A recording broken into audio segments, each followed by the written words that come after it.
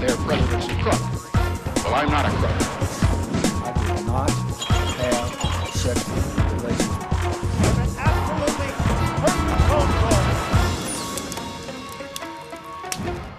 Hello there, welcome to Planet America's Fireside Chat. I'm John Barron. I'm Chaz Ciadello. Thank you for joining us on ABC News and ABC News Radio as we hurtle towards the South Carolina primary and Super Tuesday, and the US braces for the possible impact of COVID-19. The US stock market has suffered its worst losses over any week since the darkest days of the global financial crisis in 2008, as investors weigh the possible impact of the coronavirus. In an election year in the States, of course, there is no escaping the politics of it either. President Trump has been accused of underestimating the risk to lives and being more focused on the economic and even electoral implications. He has been trying to put things into a certain reassuring perspective, though. This will end. This will end. You look at flu season, I said 26,000 people. I never heard of a number like that. 26,000 people going up to 69,000 people, doctor, you told me before. 69,000 people die every year from 26 to 69, every year from the flu.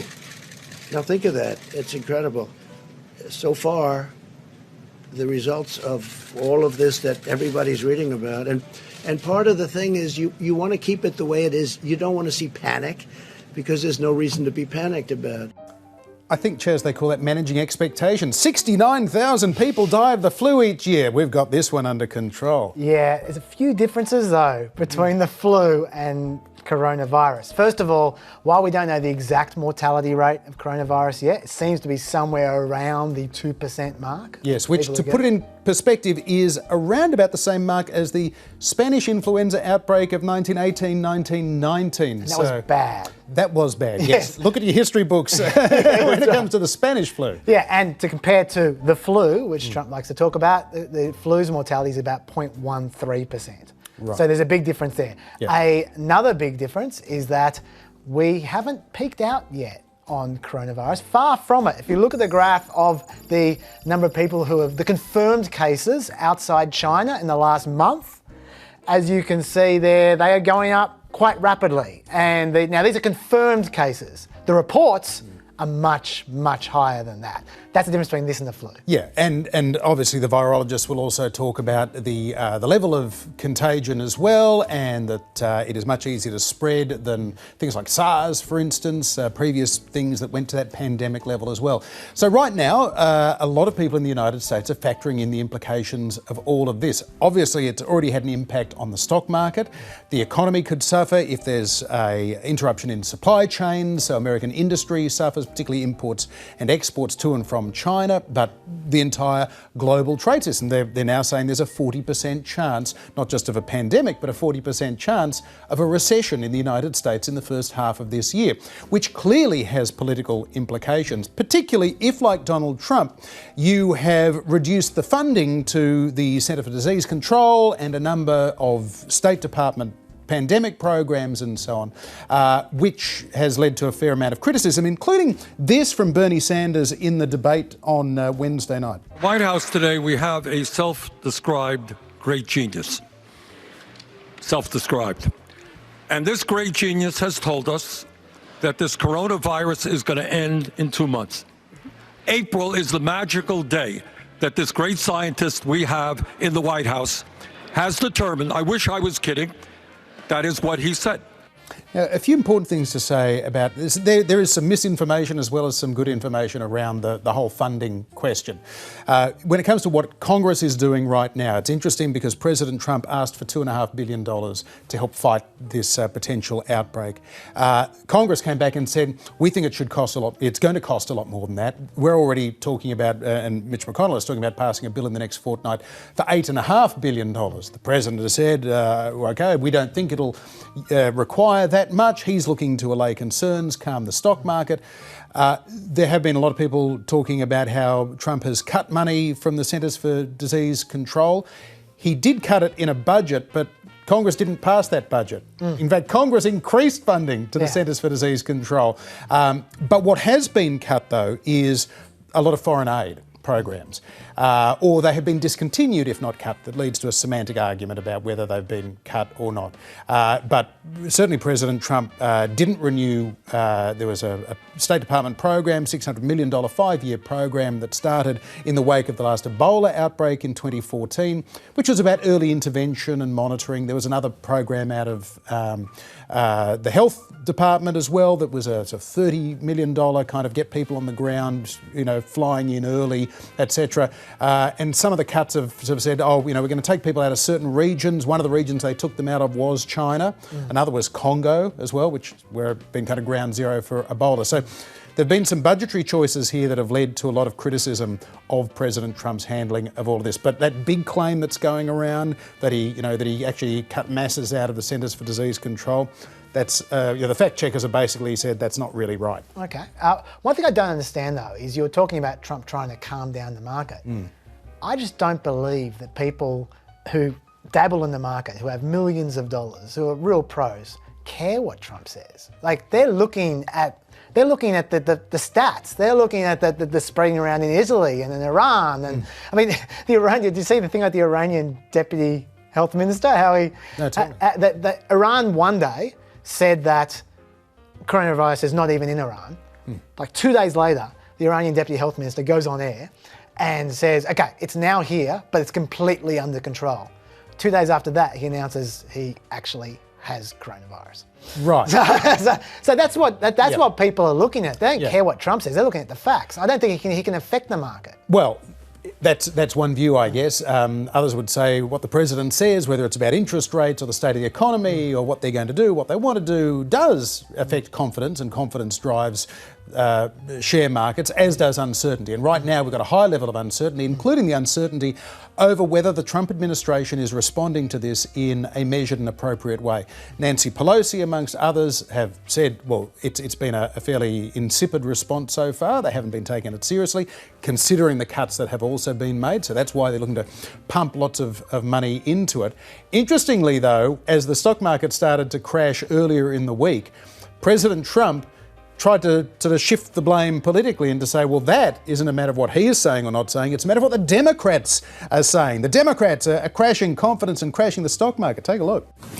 I think the financial markets are very upset when they look at the Democrat candidate standing on that stage making fools out of themselves. And they say, if we ever have a president like this, and there's always a possibility, it's an election, who knows what happens, right? I think we're going to win. I think we're going to win by a lot.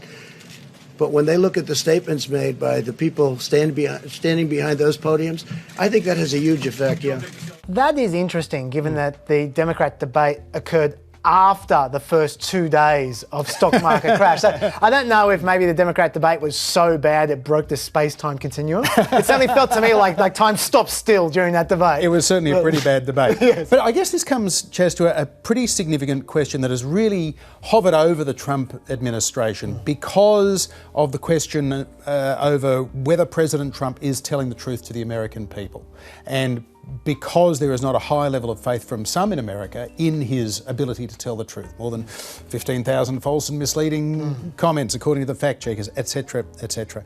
He hasn't really been tested in terms of a national, international crisis of this scale, a 9/11 level disaster, or even a Hurricane Katrina level disaster. And this is potentially a pretty significant moment for Donald Trump. And he's aware of it when trying to settle the markets and allay concerns, to be this week conducting that press conference, putting Mike Pence in charge of the response, which may be a sign he's taking it seriously, or maybe a sign that he wants somebody else to take the blame if it all goes horribly wrong. Certainly Mike Pence is close to him, so that suggests to me that he wants to keep his hands on the issue.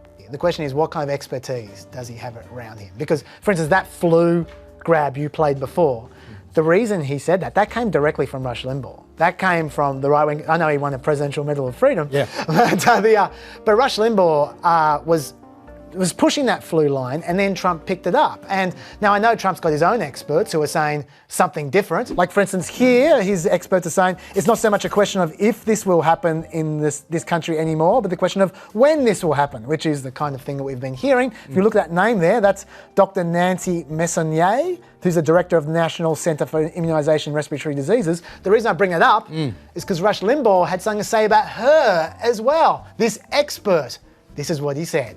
So you've got here the CDC urging Americans to prepare for coronavirus outbreak. This might be bad, could be bad. Keep your kids at home, don't go anywhere. It might be bad. We got 53 cases. It might be bad. It could be. Stock market's plunging. Okay, this person running this agency, who does she donate to? Well, her brother is Rod Rosenstein. Okay, so the person that we're all trying to listen to is the sister of Rod Rosenstein, who is now currently the devil in conspiracy land, and it's all just rigged. And the reason why this is so important, the experts, is because America has problems at the moment. CDC, the Centre for Diseases and Control, they sent out a whole bunch of bodgy tests. And so at the moment, only 12 out of 100 public labs in America can successfully test for coronavirus, which means 88 of those labs, that could be spreading coronavirus right now and they wouldn't know the difference. And so they really need the expertise. So that's my only question. Is he getting the expertise and is he listening to the expertise? And we don't know yet. Fingers crossed. Yeah, and clearly there is a political aspect to this on the Democrat side as well. Whether it's Nancy Pelosi or the presidential candidates criticising Donald Trump, they want this to become his Hurricane Katrina. They want this to be the example to the voters of the United States that this man is asleep at the wheel. He doesn't know what he's doing. Can I just jump in on that, by the way, because that's going around. That, Sure. oh, this might benefit the Democrats. I'm not sure that a pandemic does benefit the Democrats. I know it's on his watch, but in a pandemic situation, maybe people might not be so keen on trade. They might not be so keen on immigration. They might turn to populism more. It might backfire. Now, I'm not saying the Democrats are planning this, but I'm just saying if they think this is going to help them, if this is a disaster, I'm not sure that's necessarily the case. Well, it's certainly potentially not going to help the Democrats because already they're talking about the possibility of calling off the Tokyo Olympics, which is in late July. What's in early July? The Democrat National Convention in Milwaukee.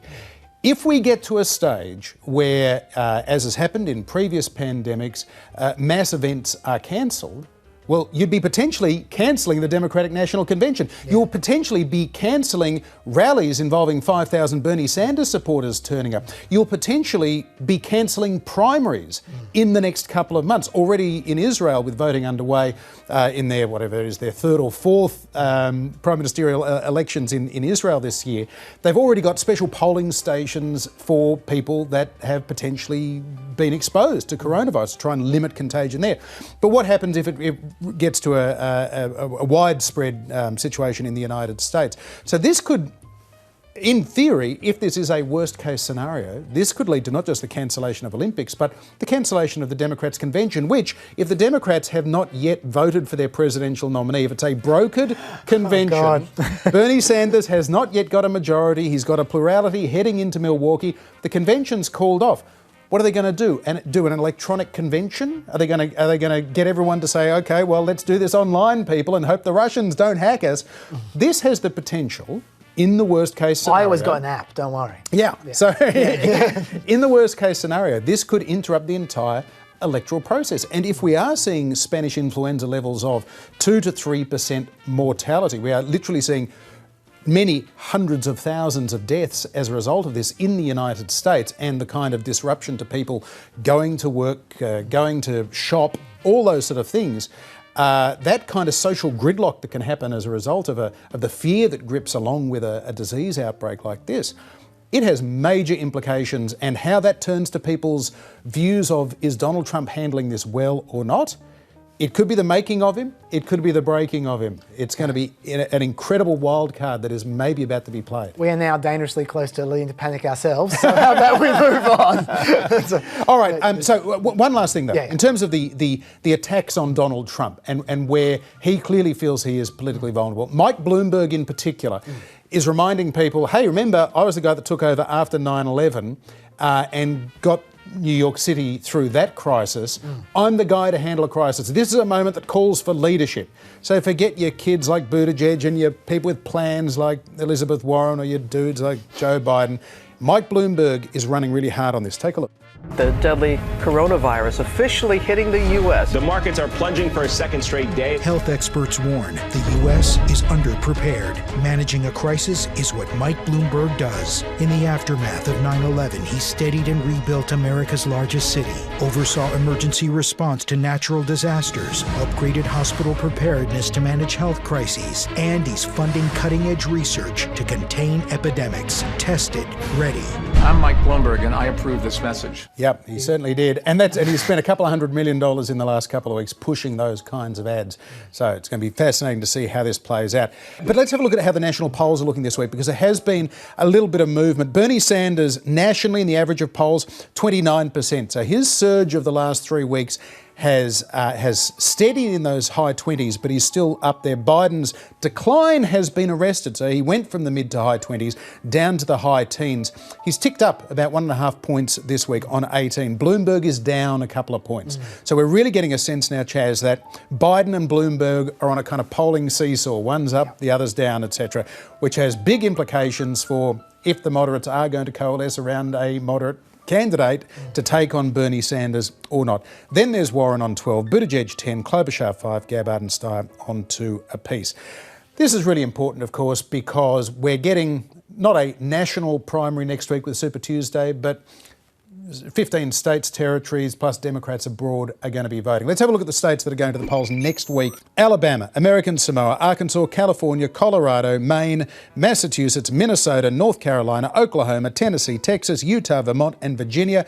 As we looked at on Wednesday night, Chaz, Bernie Sanders is leading in at least half of those states. Some of those southern states, very patchy polling. We really don't know who's doing well there. Biden is expected to do well there, particularly because of his appeal to African American voters, which of course is going to be tested this weekend in South Carolina. Yeah, and those states you just mentioned is when we get to crunch time for a lot of people who aren't called Michael Bloomberg. Right. Because you need a lot of money to compete in all those states. And if we look at some of the spending that's out there, these figures are from a week ago, but they wouldn't have changed that much since then. This is spending on Super Tuesday states as of a week ago. And you got Bloomberg on $160 million, got Steyer on $38 million, then Sanders on 10.8. Now, and then you got 4 people, Klobuchar, Warren, Gabbard and Biden, who are either literally spending zero or damn close to zero. And they can't compete in states like California on zero, right? So they've got a problem. And Bloomberg isn't stopping there. He's not just buying TV ads. He's basically bought Facebook as well. Have a look at this. These are the total number of Facebook ads this year up to the 18th of February. Bloomberg's bought 69% of them. That includes Trump. He's bought 6 times as many ads, political ads, as Trump has. And Trump has a lot of money. And he's not stopping there either. He's trying to buy Twitter as well. Bloomberg's got this little army there of temporary employees who are pumping out campaign messages on Twitter for him. The only problem for him is that Twitter has wised up to this and are now suspending a bunch of them. And this was why. There was a message that Bloomberg sent out about Subway. And where he said, "Oh, I love a sub." And someone pointed out, yeah, you got $0 of expenses spent at Subway, according to your reports. And then what happened was, directly under that tweet from some journalist, you got all these messages, all saying exactly the same thing, which was maybe use his personal money. Ironically, hashtag Bloomberg for the people, said the machines. Bloomberg for the people. And so he can't buy Twitter, but he's trying to buy everything else. And I think, as you said, we're starting to see the limits of what he can buy. You mentioned the last debate he didn't do very well. 3rd highest debate of all time, right? 3rd highest ranked debate of all time. So that's a bad debate to suck in. But I want to show you his favourabilities. You mentioned his polling. I want to show you his favourability numbers before and after the debate. Have a look at this. Bloomberg before the debate, 61% favourable. After the debate, 52%. Okay? How about moderates? Because they're the ones he's most interested in. He's going for moderates. Before the debate, 66%. After the debate, 52%. So That hurt him a lot. Yep. Another issue that isn't going his way is the NDAs thing, the non-disclosure agreements. Yep. Even though he has said he's releasing those 3 women who signed NDAs after making complaints of inappropriate comments from him or sexual discrimination during the 90s. He has said that. Problem is, Elizabeth Warren didn't let that go. And she kept on going on with it in debate. And then Bloomberg said this. Never said it. Period. End of story. Look, categorically never said it. Now that there is Bloomberg referring to the allegation that he said kill it about a woman's pregnancy. Yeah. Right now, the problem for him is he's now gone the record and said, I did not say that. Problem, a witness came out. Not the woman, a third party who wasn't part of the lawsuit has come out, and they said, Mike came out and I remember he said, are you going to kill it? And that stopped everything. He talked kind of crudely about women all the time. That's a third party. So now it's 2 against 1. And this story's going to keep on going now because he's now on the record denying it and someone's contradicting it. And we're dealing with 25-year-old conversations. And at the time, Bloomberg said, I don't know what you thought you heard me say, et cetera, et cetera. And there is a difference between, not to defend Bloomberg on this, but there's a difference between saying, are you going to kill it? Or are you going to get rid of it, or whatever he may have said, and him ordering an employee to kill it. When you're the boss and you ask it, it's kind of like an order. I'm just saying, if he's denying I said kill it, it may be that he's leaving the room to actually, I asked her, are you going to? So there is a difference if he's going to deny one and kind of get fuzzy on the other. My question to you is this terminal? Has the bubble burst on Bloomberg? He's got a lot of baggage. We're going to find out next Tuesday whether, once the rubber hits the road, do people come out and vote for this person or not? And bear in mind, 4 years ago, there was a lot of expectations that, for all Donald Trump leading in the polls and all the excitement around his rallies, once people actually went to the polling stations and to pull the lever or punch the card, they wouldn't vote for Donald Trump. And even after the Iowa caucuses, when he came a close second to Ted Cruz, there was still this narrative of, Donald Trump, he's never actually going to get votes. He's getting lots of attention, but he won't get votes. Bloomberg is still doing well in a lot of the states that are going to vote, and his positioning in those Super Tuesday states is stronger than in those national polls. So whether he's 14 in the national polls, he's up around 20 in some of those Super Tuesday states, which could simply be just to block Joe Biden. And the other thing to bear in mind with the debate in South Carolina this week, it was on CBS in the United States, network coverage, which also meant he was able to buy networked commercials. So in every commercial break, even though he may have given a dud answer in the debate, they immediately cut to a very slickly produced Bloomberg ad in just about every commercial break in that 2-hour debate. So people's perceptions of how he went in that debate will be bolstered somewhat, not just by what they saw on the stage. Mike's ads will get it done. There is a big difference between him and Trump, though. You mentioned his jokes before. Have a look at this one. Let me also say, because since I have the floor for a second, that I really am surprised that all of these, my fellow contestants up here, I guess would be the right word for it, given nobody pays attention to the clock. I'm surprised they show up, because I would have thought after I did such a good job in beating them last week that they'd be a little bit afraid to do that. Oh my God. Not even his stooges laughed at that one. It's just, these humans like mirth. Oh my God. That was, the crickets were deafening after that. That was amazing. We should go to Sanders, though, because he's actually the main story at the moment, not Bloomberg. Now, the big knock on him at the moment is he electable? That's the case that they're trying to make.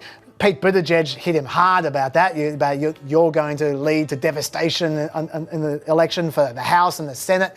And Bernie replied, I think, in a sensible way.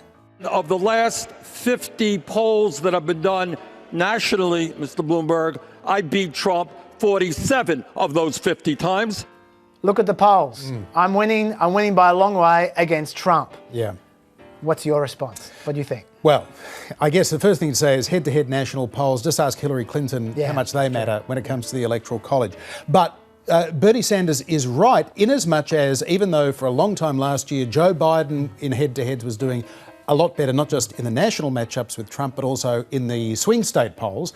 Biden was doing better against Trump than anybody else, including Bernie. But as Biden has fallen back and Sanders has gone into the lead nationally, his head-to-heads are now better against Trump than Biden is in some polls in some states, including places like Wisconsin and Pennsylvania, which are potentially going to be crucial swing states come November this year. So Bernie's argument in favour of his own electability against Trump is getting better. Some of those concerns, those down-ballot concerns that establishment Democrats are saying, we're not just going to lose the White House if we nominate this guy, but we will lose the House majority. The Senate will be out of our hands. This is going to lead to another 2 Supreme Court justices. We're going to lose, it'll be a Conservative majority for 25 years. I mean, there's a lot of hand-wringing about Bernie right now. But the polls suggest Bernie is doing well in those states that Trump did well in 2016, Pennsylvania, Wisconsin and Michigan. And I've got another poll that'll help him as well before I disagree with him. And this is from Quinnipiac. This is a month ago, okay? So Bernie Sanders is doing better now than he was back then, all right? And even a month ago, if you look at this, people think, oh, it's Medicare for all, it's his policy. That's what his supporters say. Look at this. A month ago, 22% of Democrats said that they liked Bernie Sanders for his policies. 21% said they like Warren. 18% said Biden. So he was only number one for policies by a tiny amount. Admittedly, Warren's policies are very similar to Sanders' policies. But have a look at this when it comes to honesty. 26% said Sanders is the most honest. 17% said Biden's the most honest. 14% said Warren's the most honest. He's leaned by a long way. And have a look at this one. Remember what Howard Dean said to us a few weeks back about the one measure he looks for in an election is who cares about me? Right. Sanders 28%, Biden 20%, Warren 19%. Okay, so Bernie Sanders is winning by a long way, not on policies, on his character. On his personality. That is what wins elections. There's an interesting poll out about this exact question though, which is by 2 political scientists, big sample size, it's a serious poll. And what they've noticed is that about 2% of Republicans chose Trump over Sanders, who would have voted for the Democrat if they were more moderate rather than Sanders, all right? But regardless, Sanders appeared to have about the same electability as the moderates anyway. Why was that? It was because 11% of left-leaning young people said they would not vote for a moderate, but would turn out and vote for Bernie Sanders. And that's exactly what the Sanders campaign said will happen. So that's good news, it seems. The problem is Sanders is relying on that to happen. Look at this graph. This is what voter turnout amongst the youth has to be for Sanders just to match a moderate. Just to match a moderate. He needs an 11% boost in the youth turnout, okay? And look at that graph there.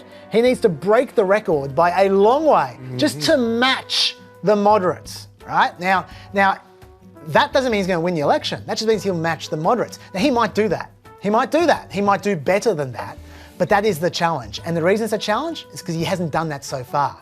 If you look at the contest so far, the youth turnout hasn't been good. Sanders' turnout hasn't been good. The turnout, when the turnout's strong, it's stronger in the districts that Pete Buttigieg wins than in the districts that Bernie Sanders is winning. And so far he's not getting the big turnout, he's not getting the youth. So he's relying on a lot. Let's put it that way. It might happen, might happen. And that poll was just the beginning of the year, things might change. But he's just asking for a lot. That's all I'm saying. And that is where the parallels that are being drawn between Bernie Sanders now and Senator George McGovern in 1972 do have some resonance, because in 1972 McGovern was counting on increased young voter turnout, partly because the voting age was lowered from 21 to 18 for the 1972 election. It got him the nomination. Those additional college kids that went out and caucused and primaried for McGovern got him the nomination. But it didn't get him more than 37% come November, and he lost in a landslide. Of course, the other thing that's coming up now at the moment is the 2 revelations this week. One on the eve of the Nevada caucuses, which, as you would have realised by now, Bernie Sanders won by 20% over Joe Biden, more than. Just before that, of course, it was revealed that Sanders had been briefed a month ago by the FBI saying that the Russians are interfering in the 2020 election again, and they're trying to help you win the primary. Bernie didn't say anything about it. Then it got reported on the eve of the caucuses. He wasn't happy about all of that. But then, of course, on top of that is his authoritarian soft spot extends to Nicaragua, Daniel Ortega, Venezuela, Soviet Union, Communist He China. honeymooned there, I heard. I've heard that a couple of times. Yeah. I'm sure I'll hear it a couple of times more. Yeah. And his defence of some aspects, or at least, well, he wasn't necessarily defending the Cuban regime. He was saying, here's why the Cubans didn't toss Fidel out after a couple of years when, the Americans were invading the Bay of Pigs in 1961, for instance. Why did the people not turn on Castro as the expat Cubans who invaded, along with the CIA, had hoped? And he said, well, it's because he educated them. He reduced the illiteracy rate from 23% to 4%. The healthcare system was given a big kick along, so they were sending, doctors all around the world in the 1970s, all of which is true. It is true. But why are you highlighting it? Castro, Castro also put a lot of people in jail, and he was, generally, there was no free press. Part of the reason for having those literacy programs was to get people to read the government propaganda in the newspaper, all that kind of stuff. And every dictator has a soft spot. Yeah. Hitler built the Autobahns, etc., etc. Right, yeah. Exactly. Mussolini made the trains run on time. Exactly. Okay, so given that Trump is, seen to have a soft spot himself for strong men. Kim Jong-un. Yeah, exactly. Xi, Putin as well. Does any of this matter for Bernie, do you reckon? Look, I don't think the actual issue itself matters. I don't think this is 30 years old. As you said, it's largely true. I don't think anyone really cares about what Bernie Sanders said back in 1985. They care about Medicare for all and things that matter to them personally. Yeah. But he doesn't distance himself from the comments. This is the thing. This is the thing. I think the way he deals with it is a worrying indication for Democrats about what kind of candidate he will be going forward. Now, to pick up what you just described, it wasn't just. I should say as well, by the way, Bloomberg himself coddles dictators. He says lots of good things about MBS in Saudi Arabia, even after the murdering Khashoggi and stuff. So it's going around, right? But and that's the point that Sanders has been trying to double down with. They've been saying this Obama clip. Have a look at this Obama clip. Every child in Cuba gets a basic education. That's a huge improvement from where it was. Medical care.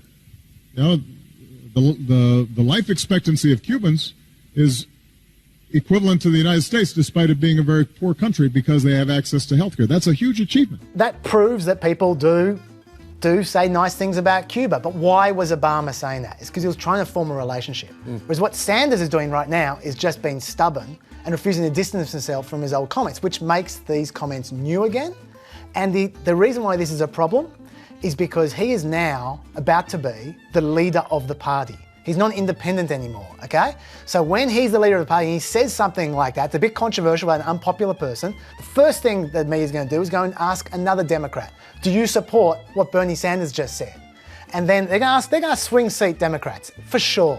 And then that swing seat Democrat either has a choice of going on the record and supporting Bernie about this unpopular thing and then losing their election, making their own attack ad, or alternatively, they disagree with Bernie, then all of a sudden you've got disunity, and then you've got another media story as a result of it, and it just takes over all the oxygen. Now, and why is he doing this? He's doing this just because he doesn't like to admit he's wrong, and I've got the proof of this. During the debate, you remember when they got Bernie to double down? They asked him about the gun laws that he voted against. Yeah, Brady Bill. The Brady Bill, and also about giving gun manufacturers immunity. Now that's a no-brainer in the Democrats. No one supports giving gun manufacturers immunity anymore. They asked him about it, and this is what he said. Why did you vote repeatedly to give gun manufacturers a pass?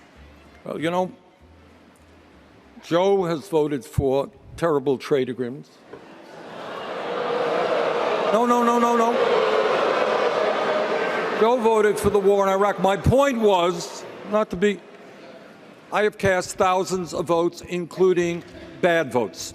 Okay, so his first impulse is to do, what about him? He starts getting boos, and then he goes, okay. It was a bad vote. And that's over. It's fine. You move on. No problems. But he's not doing that with Cuba. He clearly doesn't like doing that. Every instinct is to not back down. So he doubles down, he quadruples down even. He keeps on doing it.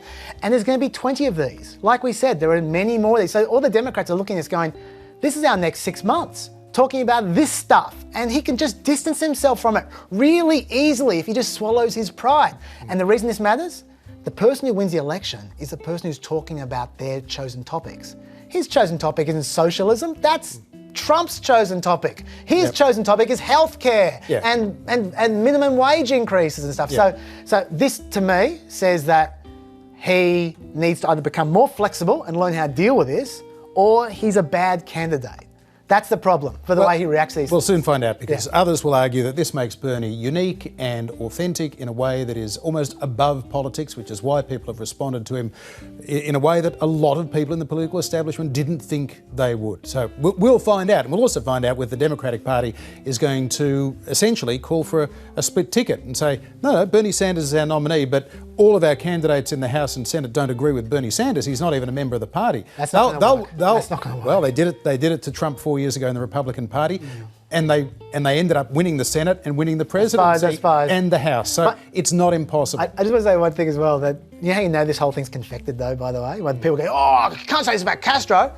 How many people have asked him what his actual policy is about Cuba? Yeah, right. No one has asked him, what are you going to do about Cuba? If they actually cared about his opinion about Cuba, that'd be the first thing I asked him. It's all confected, but still, I think he's reacted poorly. Yeah. Also, nobody under the age of 40 really cares about Fidel Castro anymore. Now, before we move on, I want to take a look at some numbers just ahead of this weekend's South Carolina primary, because everybody is sort of buying into this narrative at the moment that Bernie Sanders is running away with the nomination, Joe Biden is all but done, and there's certainly, if you look at the amount of money that Joe Biden is able to spend on Super Tuesday, his campaign is not in good shape. But let's have a look at these numbers for the popular vote so far to get a sense of where we really are after 3 votes, heading into our 4th vote. In Iowa, Bernie Sanders won a tick under 46,000 votes, Biden 23,600. In New Hampshire, Bernie won 76,000 votes, 400, to Biden's 24,900. In Nevada last weekend, Bernie won 41,000 to Biden's 19,000. So right now, Bernie Sanders is leading Joe Biden on the popular vote by over 100,000, 163,000 to a little over 50,000. That's a pretty big lead. But if we look at South Carolina this weekend, purely based on the Real Clear Politics average of polls, assuming a turnout of 500,000, which is on the high side, that's what they got in 2008. In 2016, it was closer to 400,000, but let's assume it's a high turnout vote. Biden gets 31%, Sanders gets 21% of the vote in South Carolina this weekend. That gives Biden 155,000 votes, Sanders 105. That puts the popular vote tally for the first 4 contests at 268,000 for Bernie, Biden 205,000. But several polls this week have put Joe Biden significantly in front, 20 points or more in South Carolina. Play those through with a 500,000 turnout, Biden gets 175,000 votes this weekend, Bernie gets 65,000. If that happens, the popular vote tally after the first 4 primaries and caucuses will be basically a tie. Bernie Sanders 228,000, Joe Biden 225,000, 3,000 the difference. I don't think that changes the narrative going into Super Tuesday that Bernie is the front runner. No. But for those looking to keep a bit of gas in Joe Biden's tank and the super PAC looking for a reason to support him, they will use that. After 4 states, they will say it is basically a tie. And that means that Joe Biden has an argument to go on not just for another month, but until July. And the other moderates are also. Klobuchar, why is she still in this race after 4%? I don't think in a week's time she will be there. We'll see. We'll see how she goes, because right now we've got essentially the makings of everybody staying in, supported by super PACs, very close to the convention, just as we did with Kasich and Cruz against Trump, going very deep in 2016 if Bernie's the potential nominee. All right. Now, for more on the state of play in South Carolina ahead of the primary this weekend, we spoke this week to Lauren Manning Gandy. She was political director for Obama's 2008 South Carolina primary campaign. She was with the Booker campaign until he dropped out a few months ago. We began by talking to Lauren about what makes South Carolina different to the states that have already voted. We're a bit more conservative here. On the Democratic side, less so, of course. We are still, particularly among the African-American population, a bit more religious than the mainstream Democratic Party across the country.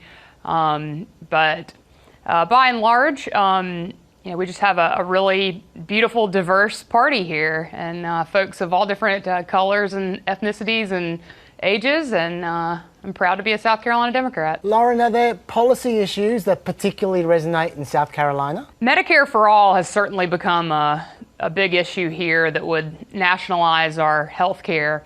And education and the economy are always strong issues in South Carolina as well. Lauren, I wonder, when it comes to Vice President Biden's level of support, it's a state that he's long been expected to win. We've heard a lot about his following there. How much of it is that about Joe Biden and his political connections to the state, and how much of it is his association with President Obama, do you think? I think both are significant in South Carolina. I mean, Joe Biden has a long history with Democrats in the state of South Carolina, coupled with his close association with Barack Obama, gives him real credibility, particularly among the African American population. And he's banked his whole campaign strategy on winning South Carolina, and the polls have narrowed quite a bit. Do you see that as a reflection of Bernie Sanders' strength, or as a reflection of Joe Biden's weakness? I'll be honest with you. The fact that Joe Biden only made 8 trips to South Carolina in the last year before the Iowa caucus, to me says that perhaps he's taken the state a bit for granted, and his high name ID and close relationships here. But that being said, Bernie Sanders' campaign has really invested a lot in South Carolina and has really put in the work and forged the relationships, knocked on the doors. He's got a big field presence, and so I think that it's a combination of factors. Lauren, leaving aside the result, you're involved in the system. What is your view about how the primary has unfolded technically, in terms of the actual procedure in the system? Are you happy with how it's working out, or do you feel it should be changed? Oh, it has been a disaster. I think that by any objective measure, we faced so many challenges in Cory Booker's campaign because of the rules that the Democratic National Committee set with respect to debate thresholds. So you had to demonstrate that you had X number of, in X standing in the polls to be able to participate in the debates. And then you saw what happened in Iowa and the huge mess there. And I mean, there's the whole question of whether we should give 4 states, 2 of which have almost no diversity whatsoever, so much power. I've heard it said many times throughout this process that if the current rules of engagement had been in place when Bill Clinton and Jimmy Carter had run for president, that neither one of them would have prevailed. And, you know, those are 2 of our 3 most recent Democratic presidents. You're not seeming to me to be particularly optimistic about the Democratic Party's chances in 2020, is that right? Well, I think we have a lot of challenges, and with Bernie Sanders as the standard bearer for the Democratic Party, at the end of the day, we need for the math to work. And it may be the case, and I hope if he is the nominee that this is the case, that he brings many new people into the fold. If he maybe moderates are less comfortable and decide to stay home, that he can make up for it in the math by new voters. But right now, I'd be lying if I said that I was optimistic about our chances, unfortunately. And with that, we're out of time for another Fireside Chat. If you missed this week's Planet America, you'll find it on ABC iView, YouTube and Facebook. And you'll find our Facebook Extra there with all the stuff we didn't get to. And you can now download it in podcast form as well. So go there and see how. And we'll see you back on Wednesday night for the latest results from Super Tuesday. Till then, bye-bye.